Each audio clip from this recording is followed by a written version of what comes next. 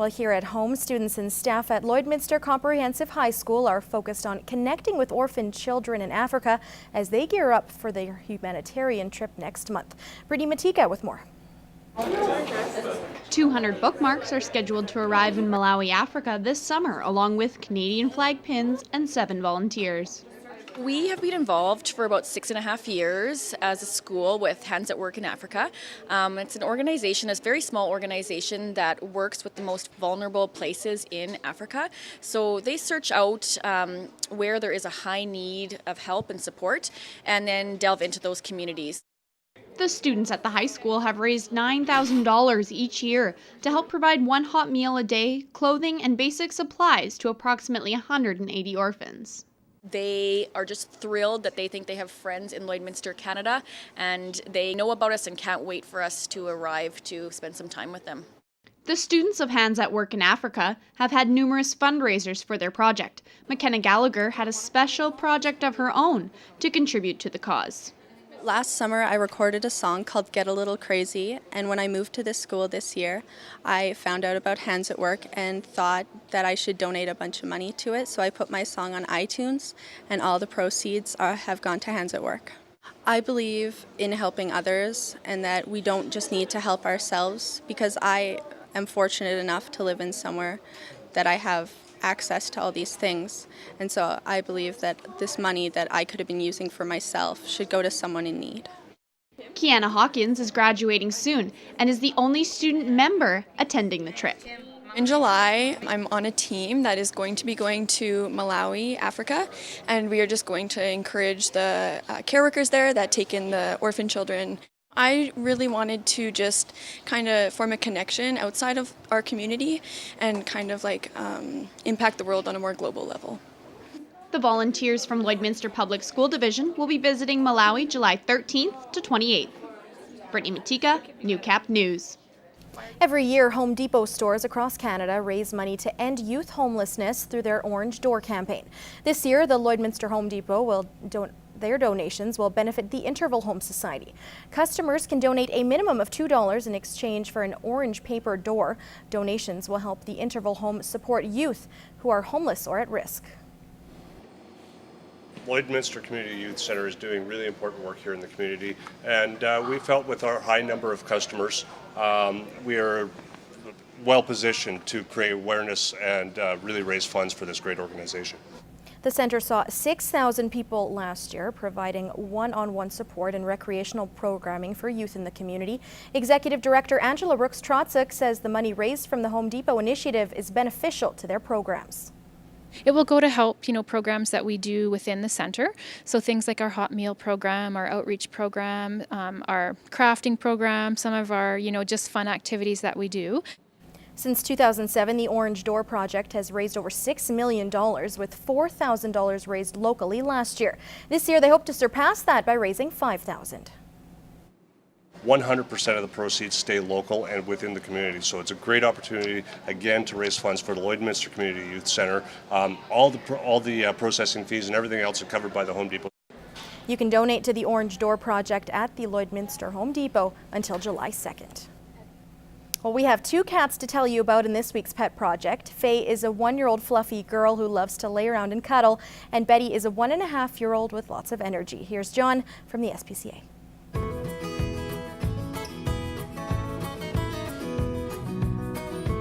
This beautiful girl is Faye. Although she's only 1 year old, Faye is definitely not a high-energy cat. Rather, she is a very quiet and dignified feline who enjoys spending her days relaxing and looking out the window watching the world go by. When she's not relaxing on her scratching post, Faye will be sitting on your lap looking for some extra cuddles and attention. She enjoys being groomed, and her long, soft fur is a joy to brush. Faye is not a huge fan of other cats, so she would prefer a home where she is the only feline. Faye is currently our longest resident, so to help her find her forever home, her adoption has been generously sponsored. That's right, you can adopt Faye for free. Be sure to visit the SPCA and add this wonderful cat to your family today. This inquisitive girl is Betty. Betty is a 1.5-year-old feline who just loves to explore and play. Her energy seems endless. Everything is a new adventure to her. Whether it's scurrying up her scratching post or hiding in a corner waiting to pounce, life is full of fun and games for Betty. As long as you have lots of toys, Betty will be as happy as can be. Not only is Betty a fun-loving girl, she's also absolutely adorable. Her beautiful markings and striking amber eyes will have you hooked the minute you meet her. Betty is definitely a very special cat that will bring so much joy to the lucky family who adopts her. So don't delay, stop by the SPCA and meet Betty today.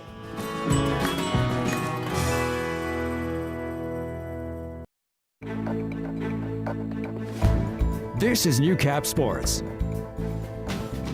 Welcome back, everyone. The Northwest Prairie Pirates have struggled over the first 5 games of their season, and it didn't get any easier in Sunday's doubleheader against the Munster Red Sox. But as Lance Phillips explains, the Pirates accomplished something no other team has this season.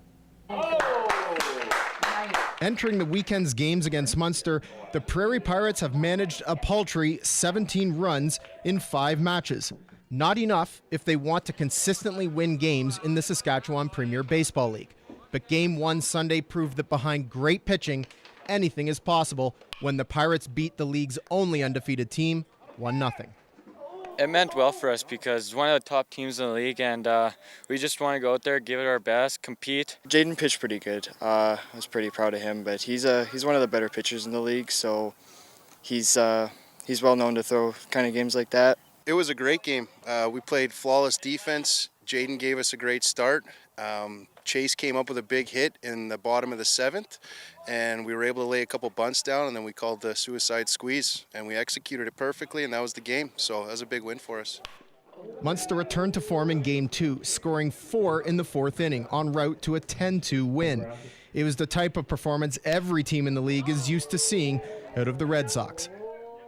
They just have the pitching and they have the hitting, and a lot of other teams don't, and they just come through, and they're a good team all around. They just have a lot of great ball players. They play a really solid brand of baseball. I don't know what they do there to get that, but they do have that for sure.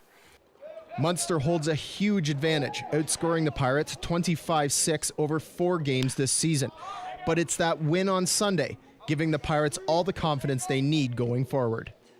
There's going to be a lot of teams looking at that, and they're going to be like, oh, maybe Lloyd's going to be a tough team to play against because we can beat the best team in the league. That'll be one of our biggest wins of the year until we get to provincials. So the lesson that we can learn is that we can compete with the best. So that's the lesson we can take away, and we need to bring that mentality to the field every game. Lance Phillips, Newcap Sports, Lloydminster. Well, in recent years, Lloydminster Reapers Rugby has had its troubles fielding a full team. After all, it is men's rugby, and none of these players are being paid. But as Lance Phillips explains, the team is taking a proactive approach at recruiting, and it starts locally. The 2017 seasons provided an especially tough task recruiting players to play both men's and women's rugby in Lloydminster. And it's actually a positive economical situation having a negative effect on Reapers' numbers.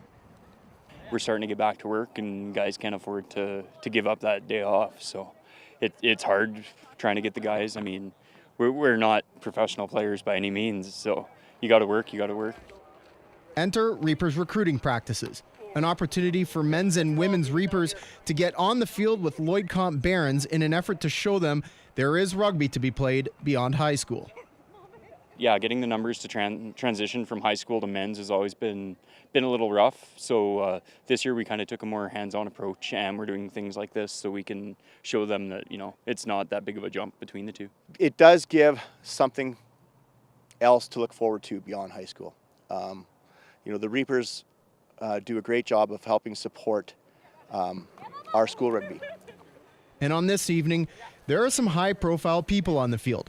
Monty Tukowski's played for Canada's U16 and U18 teams, and Dean Merton, who was once a Reaper himself, is now a national-level coach. And maybe Barons players didn't fully realize who they were learning from on this evening. I don't think they do. Unless you've really seen someone play or really experienced them over the long term, I don't think they fully comprehend what they've accomplished. It's nice to come back and see if things changed, and it just brings back a lot of memories, because that's actually how the club started. A few guys just wanted to have a bit of fun, and it just grew and grew there to be one of the strongest clubs in Saskatchewan. And to see all the work still going on, it makes me happy to see that. Even being back in Lloydminster for such a short period of time, Merton can see the impact the current batch of Reapers are having on the sport. Rugby Canada's working hard to grow the game, and as I say, when I come back here and see that in this small little city, I know that things are going in the right direction. So if you were here earlier, you would have saw a mini rugby program. Most of the coaches are Reapers. When we were at the Sevens tournament last week, the referees were Reapers. Reapers like, former Reapers like myself are old, fat, and bald with kids now, and our kids want to play rugby. So I think it is, real important to sort of just keep the momentum of rugby, the rugby program alive. Lance Phillips, Newcap Sports, Lloydminster.